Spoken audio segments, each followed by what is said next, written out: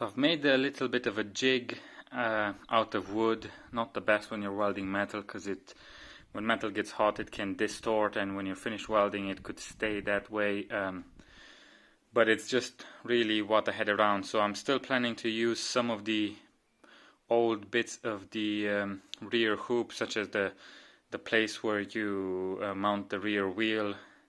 So what I'll do is I'll cut this rusted bit off, and then I'll just weld another bit on. So what I did is I've put a tube inside the original one so that it centers a bit, and it kind of has, the weld has something to adhere to.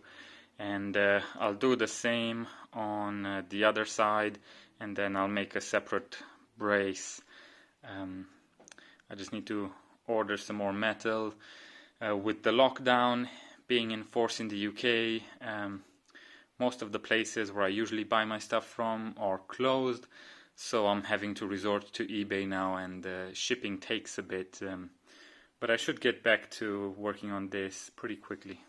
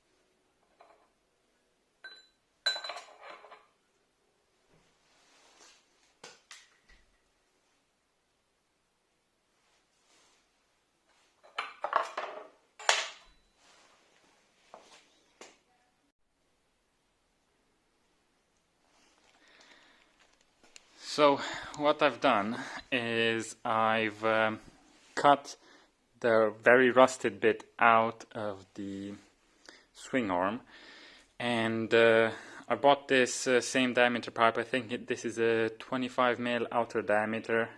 I made these internal bits of pipe where I took a 22 mm outer diameter, which was a little bit too big, so I cut it down the middle, squeezed it, and some of them are a tight fit, others are not so tight, but it just helps with the welding. So what I'll have to do now is basically join these two together. But before I do that, I just want to make sure I buy the bushes, put the swing arm bolt through so that I make sure that when it's welded, the two bushes align and I can put the bolt through. If I don't, with heat and everything, it's going to distort, and then the bush holes will not align and I won't be able to assemble it.